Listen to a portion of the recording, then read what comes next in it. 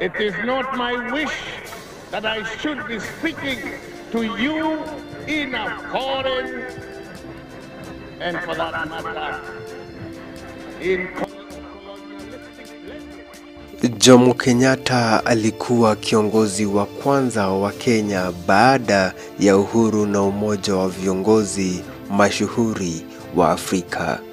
Alizaliwa mwaka wa 1894 katika kijiji cha Ichaweri, Gatundu, na alipewa jina la Johnston Kamau Wangegi. Alilelewa katika jamii ya Kikuyu. Alijifunza mila na desturi za kabila lake.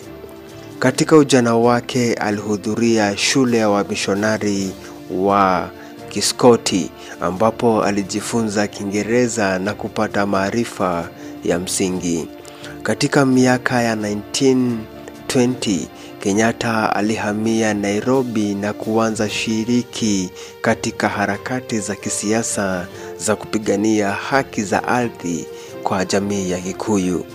Mwaka wa 1928 alichaguliwa kuwa katibu wa Kikuyu Central Association KCA, akiongoza juhudi za kutetea ardhi ya Wakenya dhidi ya ukoloni wa Waingereza.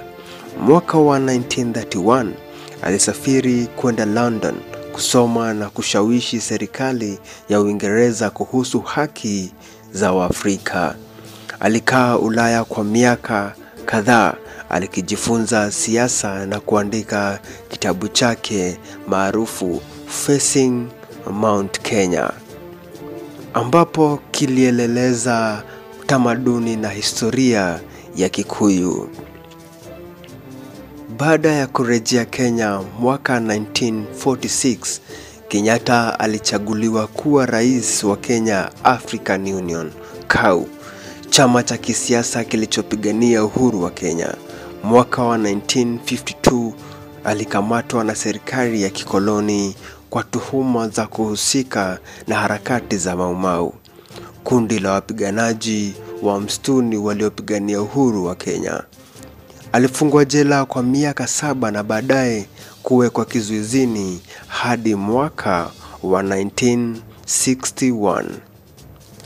Baada ya kuachiliwa, Kenyatta aliongoza mazungumzo ya uhuru wa Kenya, na mwaka wa 1963 Kenya ilipata madaraka. Aliteuliwa kuwa waziri mkuu wa kwanza wa Kenya, na mwaka 1964 Kenya ikawa jamhuri na Kenyatta akawa rais wa kwanza wa taifa hilo. Katika uongozi wake alisisitiza sera ya harambee, akihimiza Wakenya kushirikiana katika maendeleo ya taifa. Alijenga miundombinu, kuimarisha elimu na kuendeleza uchumi wa Kenya. Kenyatta alihudumu kama rais hadi kifo chake mwaka wa 1978. Alifariki Agosti 22, 1978 akiwa Mombasa na kuzikwa Nairobi. Urithi wake unaendelea kuonekana katika siasa za Kenya, huku jina lake likihusishwa. Shukran watazamaji. Ni mimi wenyu Mr. Lucky Nusu Production. Kwa hakika tutasonga mbele. Asanteni.